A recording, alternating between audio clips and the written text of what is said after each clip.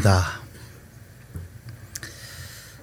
여러분 12월이 다 가기 전에 가계부를 한번 지난 1월부터 12월까지 써왔던 가계부를 한번 되돌아보시기를 바랍니다. 가계부를 쓰는 것도 쉽지는 않죠. 그런데 그 가계부를 되돌아보는 것도 참 쉬운 일은 아닌 것 같습니다. 그래도 봐야 됩니다. 적어도 우리가 가정의 경제생활을 규모 있게 하려면 지난 한 해 동안에 내가 꼭 써야 할 곳에 쓴 것과 써도 그만 안 써도 그만한 일에 쓴 것과 쓰지 말아야 할 일에 쓴 것이 다 가계부에 적혀 나옵니다. 만약에 가계부를 그나마 쓰지도 않는다고 하면 참 걱정스럽죠, 사실은요. 내년도 계획은 또 어떻게 세울 것인가 걱정스럽죠. 그러나 가계부를 쓰면 우리로 하여금 좀 더 규모 있는 그런 가정의 가계 살림을 살 수 있도록 도와줍니다. 그러나 또 가계부에는 단지 돈에 관한 것만 적혀 있는 것은 아니죠. 물론 내가 어떤 일에 수입이 있었고 어떤 일이 지출이 있었는가에 대한 기록들이지만 지난 한 해 동안 내가 어떤 방식의 삶을 살아왔는가, 어디에 초점을 맞췄는가, 어떤 일에 중점을 두었는가, 또 어떤 일에 내가 좀 필요 없는 일, 때로는 과시한다든지 허영에 관한 것이라든지 이런 데 쓴 것은 없는가 하는 것을 되돌아보게 만드는 그러한 도움을 주는 것도 역시 가계부입니다. 지난 한 해의 삶이 일기장뿐 아니라 가계부에 기록이 되어 있죠. 그런데 말입니다. 이와 같이 우리가 가계부를 쓰는 것처럼 또 이 연말에 가계부를 돌아보는 것처럼 우리 신앙의 가계부, 신앙의 결산 어떠한가? 여러분, 우리 신앙하는 데 있어서도요, 할 수만 있으면 신앙의 일기를 쓰는 것이 참 좋습니다. 내가 기도할 때 어떤 기도를 했는가, 또 어떤 기도의 제목이 있는가, 내가 어떤 은혜를 받은 일이 있는가, 어떤 일에 내 마음이 상한 적은 없는가, 또 내가 어떤 일에 갈급했는가, 이러한 것들을 내가 가능하면 신앙의 그런 일기를 내가 써올 수 있다면, 가계부처럼 써올 수 있다면 신앙도 규모 있게 하는데 참 많이 도움이 됩니다. 그렇지 않으면 어떻게 되겠습니까? 마치 가계부를 쓰지 않는 사람처럼 그냥 뭐 내 신앙은 한 이 정도 되지 않았을까? 그리고 내 신앙에 위해서 내가 어떤 일에 더 중점을 둬야 되고 또 어떤 일에 노력을 해야 되고 내가 버려야 할 것은 무엇이고 내가 가져야 할 것은 무엇이다 하는 이러한 것을 알기 위해서는 가능한 대로 기록을 해 두는 것이 좋습니다. 그래서 이 연말에 그것을 한번 쭉 이렇게 살펴보면서 내 신앙의 현 주소가 어디인가? 신앙의 현 주소가 어디인가? 여러분, 아름다운 교회 주소는 어디입니까? 아차산로 395가 아름다운 교회 현 새 주소입니다. 자, 그런데 말이죠. 오늘 우리가 읽은 이 말라기서 말씀에 보면 우리의 신앙을 결산하는 데 던지는 5가지의 질문이 나옵니다. 본문 속에 다 나오는 건 아니고 말라기가 1장부터 4장까지인데 이 말라기는 구약 성경의 맨 끝에 있습니다. 그러니까 어찌 보면 구약 시대의 이스라엘 백성들의 그들의 신앙의 총결산이라고 할 수 있어요. 그러니까 구약 이스라엘 백성들의 그들의 삶, 그들의 신앙을 총결산하면서 던지는 5가지 질문. 근데 이것이 논쟁 형식으로 이루어지고 있어요. 너희가 이렇지 아니하냐? 말라기 선지자가 너희는 이렇지 아니하냐? 또 이스라엘 백성들은 아니 우리가 언제 그랬습니까? 우리가 언제 그랬습니까? 너희가 이렇지 아니하냐? 우리가 언제 그랬습니까? 이런 식의 논쟁으로 이루어집니다. 여기 5가지 주제가 나오는 것입니다. 근데 오늘 이제 우리가 한 해를 결산하는 우리들에게 던져야 할 그런 신앙의 질문들입니다. 결산하는 질문들과 같은 그런 내용들이죠. 자, 5가지 주제 어떤 것인가 하면요. 첫 번째는 주님께서 우리를 어떻게 사랑하셨습니까? 라는 반문입니다. 하나님이 우리를 어떻게 사랑하셨습니까? 이스라엘 백성들이요, 하나님이 도무지 우리를 사랑하시는 것을 우리가 모르겠다는 겁니다. 이것은 반문입니다. 감격에 예배하고 찬송하는 내용이 아니라 하나님이 우리를 사랑하신다고 하시는데 그 사랑이 도대체 어떤 사랑인지 모르겠습니다. 하나님이 여기 어떻게는 부정적인 말이에요. 어떻게 우리를 사랑하십니까? 도대체 하나님이 우리를 사랑하신다는 게 뭡니까? 두 번째, 우리가 어떻게 주의 이름을 멸시하였나이까? 우리가 어떻게 주의 이름을 너희는 하나님을 멸시했다. 아니, 우리가 하나님을 멸시하다니요? 우리가 어떻게 하나님을 멸시했다는 말입니까?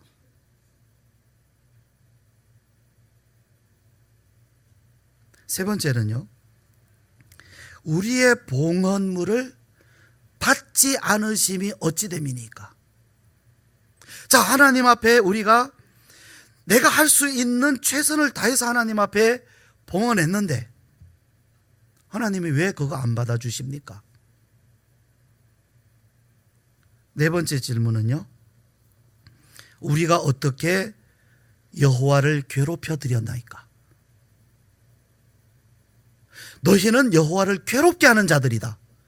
아니, 무슨 말씀은요? 우리가 여호와를 괴롭게 하다니요? 우리가 어떻게 여호와를 괴롭혀 드렸습니까? 다섯 번째, 우리가 무슨 말로 주를 대적하였나이까? 아니, 우리가 하나님을 말로 대적했다고 하시는데 우리가 어떻게 뭘로 하나님을 대적했다는 겁니까? 하는 반문입니다. 기억나는 한 장면이 있지 않습니까?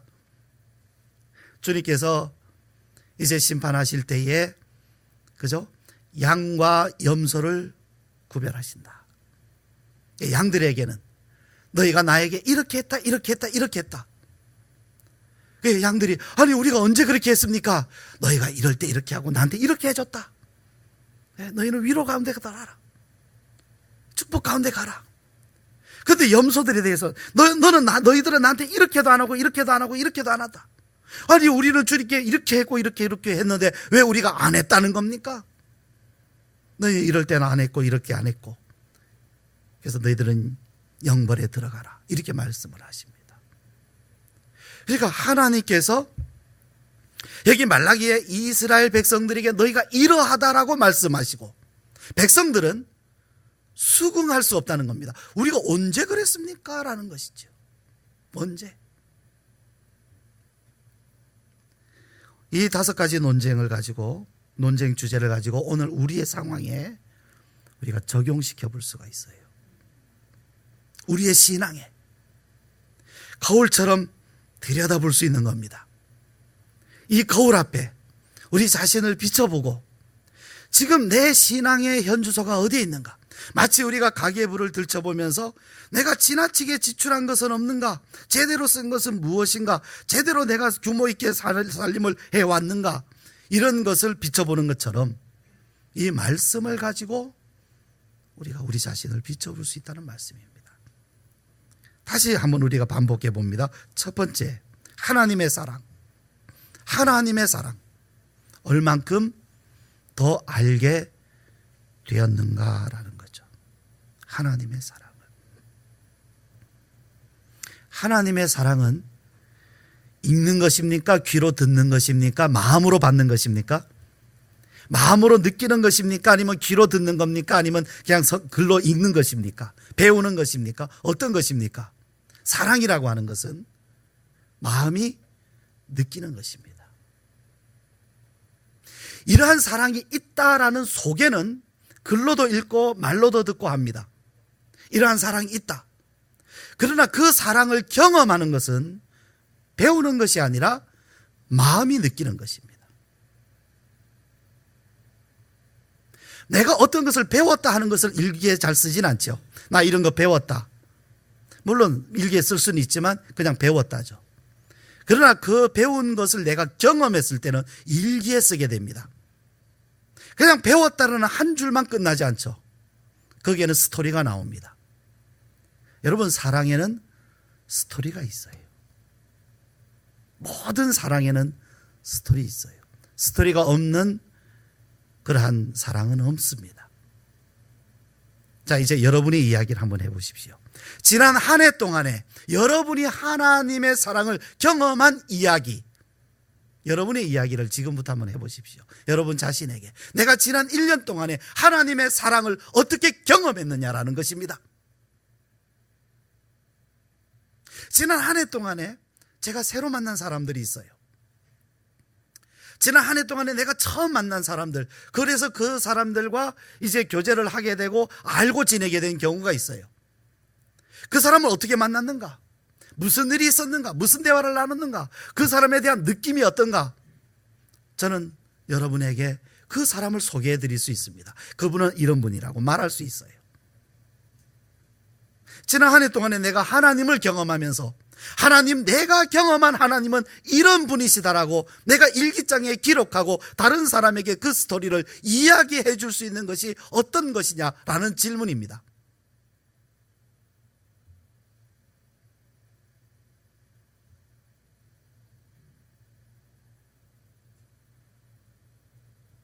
두 번째요, 하나님을 그분의 위엄에 합당하게 공경했는가라는 거죠. 말라기에서는 우리가 어떻게 여호와를 멸시하였나이까 이렇게 돼. 멸시의 반대는 경외함 아닙니까? 공경함. 그러니까 공경, 여호와 하나님을 합당하게 공경했는가? 아니면 공경하지 않았다면 당연히 멸시한 거죠. 내가 내 부모님을 공경하지 않았다면 멸시한 거예요. 남은요, 나와 관계가 없는 사람은 공경도 없고 멸시도 없는 겁니다. 그러나 부모님은 나와 뗄래야 뗄 수가 없기 때문에 공경하거나 멸시하거나 둘 중에 하나예요. 내가 예를 들어서 부모님을 공경하지 않고 방치해뒀다면 멸시한 거죠. 하나님에 대해서 그러면 하나님은 우리를 창조하신 분이시고 우리의 구주가 되신 분입니다.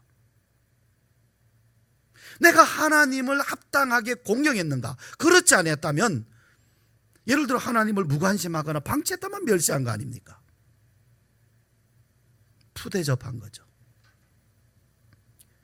여러분, 공경한다, 경외한다라는 말의 성경적인 의미가 무게감이라고 말씀을 드린 적이 있습니다. 무게감. 비중입니다, 비중. 뭐 하나님을 생각하면 막 두렵고 뭐 이런 것으로 이해할 수도 있지만, 얼만큼 하나님이 내 삶에 비중 있게 차지하고 있느냐, 얼만큼 내 삶에 무게감이 있느냐. 항상 우리는요, 저울은 어떻습니까? 무거운 쪽으로 내려갑니다.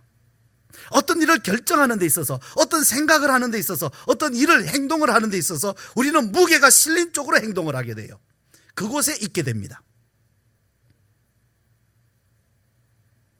예를 들어서 내가 누군가에게 돈을 좀 많이 빌려줬는데 하필이면 주일날 나를 만나재요. 돈 갚겠다고. 어디서 만나자. 자, 예배 시간인데 예배를 드릴 것이냐, 돈 받으러 갈 것이냐. 만약에 오늘 안 가면 또 이제 한 달 후가 될지 뭐 1년 후가 될지 언제 갚을지 몰라요. 야, 이거 오늘 가서 당장 받아와야 될 텐데 라고 합니다. 자, 어떻습니까? 돈의 비중이 더 크면 그쪽으로 가겠죠. 하나님의 비중이 더 크고 예배의 비중이 더 크면 당연히 예배 시간이 옵니다. 차라리 내가 한 달 후에 받더라도 오늘 난 예배를 드리겠다 하면 예배 시간에 몸이 와 있는 것이고, 나는 예배보다 오늘 돈 받아야 되겠어 하면 거기 가게 되는 것입니다. 비중에 따라서 사람은 그 자리에 있게 돼요. 사람이 어디에 존재하고 있느냐, 어디에 서 있느냐, 그 시간에 어디에 있느냐는 비중에 따라 가게 돼 있습니다. 그 자리에 없다는 것은 그 시간에 비중을 두지 않는다는 거죠. 하나님이 얼만큼 비중이 있느냐라는 겁니다. 그것이 우리가 하나님을 경외하는 척도입니다. 반대로 하나님을 멸시하지 아니했는가라는 거죠.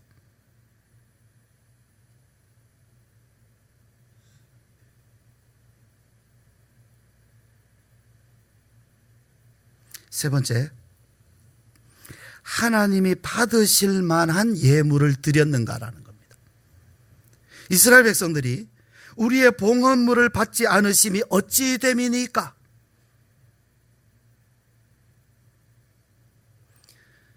가끔 그런 질문 하시는 분들이 있죠. 11조는 얼마를 해야 제대로 된 11조입니까? 하는 이런 질문을 하시는 분들이 있어요. 먼저 생각하시고 하나님 앞에 합당한 심령이 되십시오. 돈의 문제가 아닙니다. 하나님이 금액을 따지는 거 아닙니다. 하나님이 받으시느냐가 중요한 거죠. 내가 얼마를 드리든 중요한 것은 받으시느냐는 것입니다. 받으시는 것이냐, 내가 받으시는 예물을 하나님 앞에 드렸느냐, 지난 한 해 동안 내가 하나님 앞에 봉헌한 것이 하나님이 받으시는 것이냐.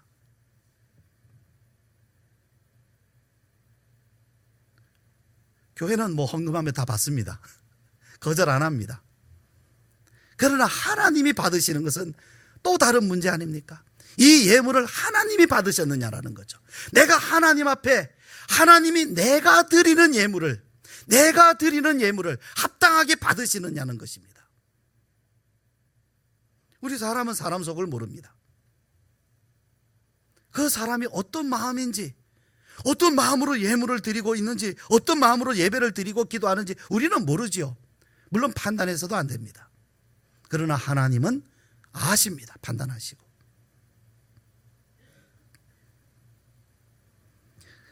그 다음에 네 번째, 우리의 눈에는 보기에 좋은데 하나님이 보실 때에 악한 일에 참여하지는 않았는가? 우리의 눈에 좋은 것이 다 선한 일은 아닙니다. 우리 보기에 좋은 것이 다 선한 건 아닙니다. 그렇다면 내 마음은 내 생각과 내 마음, 내 눈에 보기에는 그럴듯하고 좋아 보이지만 혹시라도 악한 일에 참여한 것은 없는가라는 거죠. 이렇게 생각해 볼 수 있는 것 같아요. 그것이 누군가에게 괴로움이 되는 일이라면, 누군가를 괴롭게 하는 일이라면, 억울하게 하는 일이라면 그것은 악한 일이지 않습니까? 억울하게 고통을 당하게 하는 일이라면 말이죠. 다섯 번째, 하나님을 섬기는 것을 헛된 일로 여기지 않았는가? 하나님 섬기는 것을 헛되게 생각하지 않는가? 이거 내가 이렇게 해봐야 소용없어라는 거죠. 이스라엘 백성들이 말라기 말씀 보면 하나님을 섬기는 것이 무슨 유익이 있느냐라고 말합니다. 하나님을 섬기기 위해서 내가 다 해봤는데, 이것도 하고 저것도 하고 힘도 들이고 노력도 하고 열심도 내봤는데 모르겠다는 거예요. 내가 하나님 섬기는 게 모르겠다는 거죠. 예를 들어서 여러분이 예배를 드리는데 내가 예배를 드리고 도대체 무슨 유익이 있는지 모르겠다, 굉장히 심각한 것이죠. 내가 기도하는 게 무슨 의미인지 모르겠다, 굉장히 심각합니다. 예배는 누가 대신 드려주지 않습니다. 기도도 누가 대신 해주지 않습니다. 내가 해야 되는 거예요. 그런데 기도를 하면서 예배를 드리면서 하나님을 위해서 봉사를 하기는 하는데 거기에 의미를 몰라요. 모르는 거예요. 이스라엘 백성들이 하나님을 위하여 섬기는 것이 뭐가 유익하냐? 그런데 하나님께서 말라기를 통해 뭐라고 하시느냐면 너희가 말로 여호와를 대적하는도다. 말로. 뭐냐면 하나님 섬기는 것이 헛되다라고 하는 그러한 말들이 하나님을 대적하는 것이다고, 너희가 어찌하여 하나님을 대적하느냐 이렇게 말씀하세요. 그러니까 이스라엘 백성들이 우리가 언제 말로 하나님을 대적했습니까? 봐라, 너희가 하나님 섬기는 것이 유익한 것이 없다고 말하지 않았느냐? 하나님 섬기는 것이 유익이 없다고 하지 않았느냐? 그것이 하나님을 대적한 것이다 이렇게 말씀하고 있습니다. 이제 여러분 5가지 주제를 오늘 우리의 상황에 맞춰서 한 번 더 말씀을 드렸습니다. 1년 전과 한번 비교를 해봅시다. 어떠십니까? 열매가 있습니까? 변화가 있으십니까? 여러분의 신앙에 진보가 있으십니까?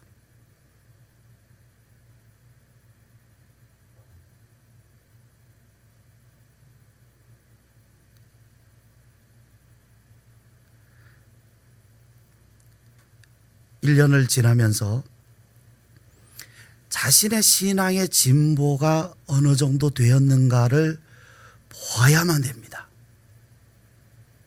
만약 이것조차도 관심을 두지 않는다면 진짜 하나님에 대해서 너무 무관심하신 분입니다.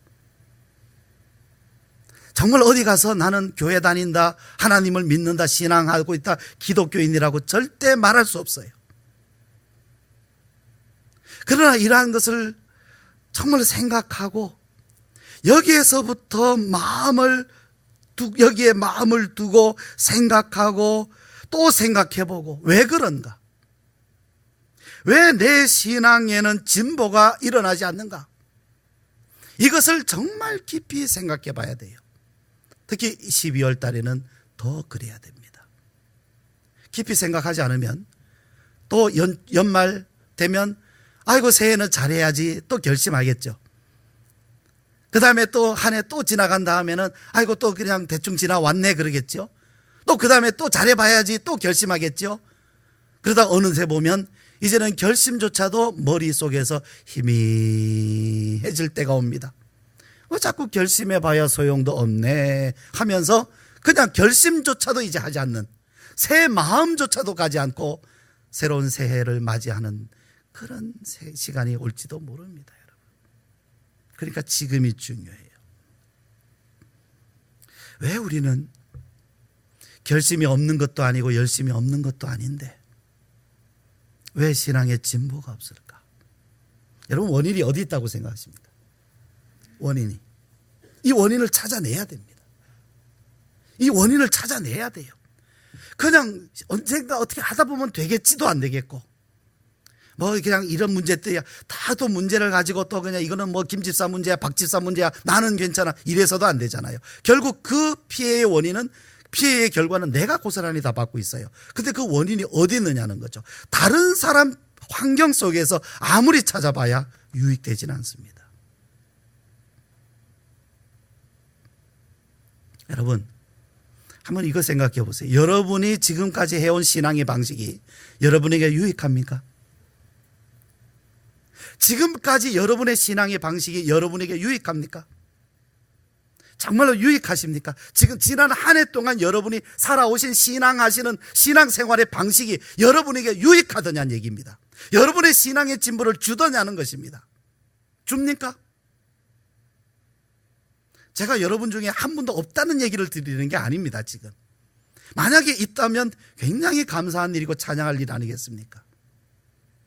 그러나 없는 사람이라면 정말 심각하게 생각하지 않으면 안 되기 때문에 또한 드리는 말씀입니다. 만약에 여러분, 내가 지난 한 해 동안의 신앙의 진보가 별로 없었다면 바꿔야 돼요. 그냥 이대로 가면 안 됩니다. 바꿔야 돼요. 뭐를 바꾸든 바꿔야 돼요. 그런데 성경이 말씀하고 있습니다. 말라기에. 오늘 우리가 읽은 말씀에 이제 그게 말씀이 나와요. 문제가 뭐냐? 연단되지 않았기 때문이다. 뭐라고요? 연단되지 않았기 때문이다. 연단이 없다, 연단이. 연단되지 않았기 때문에, 말하자면 나무가 있는데 그 나무가 전혀 다듬어지지 않았어요. 쓸 수가 없어요.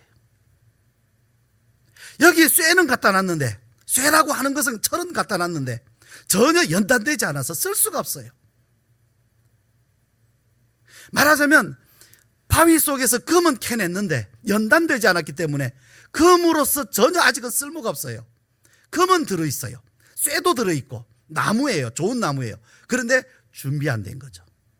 그러니까 그 상태로는 아무것도 안 되는 거예요. 연단되지 않았다. 우리는요, 다 신앙의 진보가 있기를 원합니다. 물론 그 의지라든지 열심에 사람 개인별로 차이가 있겠지만 원하지 않을 사람은 없어요. 기왕이면 나 좋은 신앙 갖고 싶어요. 기왕이면 하나님 앞에 드리는 예배, 하나님이 받으시는 예배 하고 싶어요. 나는 기왕이면 하나님, 정말 하나님 사랑 깊이 알고 싶어요. 원하면 다 있어요. 없으신 분 계십니까? 다 있습니다. 근데 이게 문제가 뭐냐면 연단되지 않았다.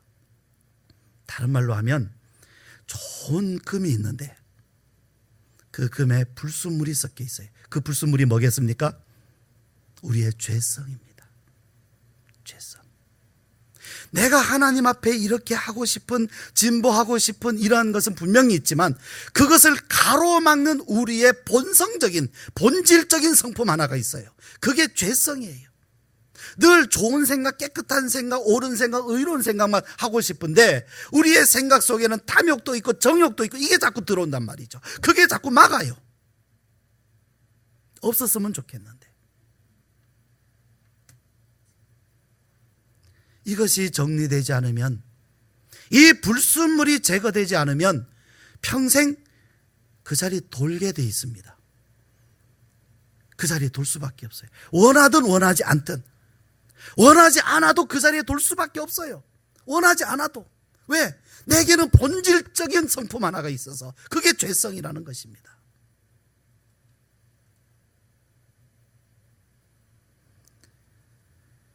이 문제를 어떻게 해결하겠습니까? 이 본질적인 문제를 어떻게 해결하겠습니까? 주님이 오셔야 됩니다. 주님이 오셔야 돼요. 역사 안에 오신 주님을 아는 것으로는 이게 해결이 안 됩니다. 우리 개개인에게 주님이 오셔야만 됩니다. 나 자신에게 내 마음, 내 심령 속에 나의 이 본질, 본성, 죄의 본성 속에 주님이 오셔서 주님이 이 죄의 본성들을 녹여주셔야 돼요. 이거를 태워주셔야 돼요. 주님이 오셔야 됩니다. 임마누엘. 여러분, 역사 안에 오신 예수님을 임마누엘 하셨다고 성탄절 노래를 부르는 것으로는 우리 신앙이 만족할 수가 없어요. 왜? 여기 안에는 여전히 죄의 본성이 있기 때문에. 그러므로 주님이 우리 마음에, 우리의 심령에 임마누엘 하셔야만 됩니다. 언제? 지금 말이죠. 지금 그 자리에서 뱅뱅 돌고 있는 이 여러 가지 나의 본성적인 이 나의 신앙의 진보를 가로막고 있는, 그래서 그 자리에 뱅뱅 돌게 만드는 이 장애물들, 이 불순물들, 이 방해거리들, 이것이 제거가 돼야 됩니다. 그런데 여기 2절 말씀 한번 보실까요?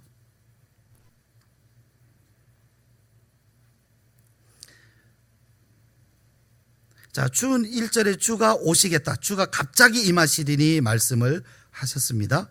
2절 말씀에 보시면 그는 금을 연단하는 불과 그랬어요. 금을 연단하는 불. 3절에는요, 은을 연단하여 깨끗하게 하는 자. 연단은 누가 한다고요? 주님이. 주님이 우리에게 오셔서 하시는 일이 뭐냐면 연단하는 겁니다. 연단하는 거예요. 이게 일어나야 됩니다. 주님이 오시면 무슨 일 하십니까? 여러분, 예수님이 여러분에게 오셔서 무슨 일 하십니까? 무슨 일 해주기를 원합니까? 전에 그런 분 만나봤어요. 그냥 예수님 믿어서 그냥 잘 되게만 해주십시오. 잘 되게만. 난 그거 때문에 예수님 믿습니다. 그냥 잘 됐으면 좋겠으면 뭐든지. 우리 아이도 잘 됐으면 좋겠고, 우리 가족 안 아팠으면 좋겠고, 그냥 잘 됐으면 좋겠습니다. 그런데 성경에 의하면 주님이 오셔서 하시는 일은 뭐냐면 연단하는 일을 먼저 하셔요. 좋은 것을 그릇에 담으려면 먼저 그릇이 깨끗해야 됩니다. 그릇이 깨끗하지 않은데 어떻게 좋은 것을 담아줄 수 있습니까? 하나님은 하늘에 신령한 좋은 것들을 우리의 그릇 속에 다 담아주시려고 하세요. 하나도 남김없이 다 주시겠다는 겁니다. 하나님은 아까워하지도 않으세요. 다 주겠다는 겁니다. 그런데 문제는 그릇이 준비가 안 됐다는 거예요. 제가 오늘 시간이 좀 많이 가서요, 이 말씀을 좀 더 자세하게 드려야 되는데 오늘은 아무래도 시간이 안 될 것 같습니다. 제가 다음 주에 같은 본문으로 한 번 더 말씀을 드리는데, 그러면 연단하시는 주님이 우리에게 오셔서 어떻게 이 일을 하시는가를 한 번 더 말씀드리도록 하겠습니다. 양해해 주시기 바랍니다. 우리 같이 기도합시다. 먼저 이 시간 우리의 신앙의 진보를 가로막는 이 방해거리가 어떤 것들인지 그 원인이 밝혀지도록, 우리도 분별할 수 있도록, 그래서 정말 주님이 오셔서 우리의 이 불순물들을 제거해 주시고 우리를 순수한 깨끗한 믿음의 사람들로 우리에게 주셔서, 그렇게 우리를 만들어 주셔서 이제 우리가 마음껏 신앙의 진보가 일어날 수 있도록, 그래서 희망을 가지고, 이 소망을 가지고 우리가 새해를 맞이할 수 있도록 우리 이 시간 함께 기도합시다.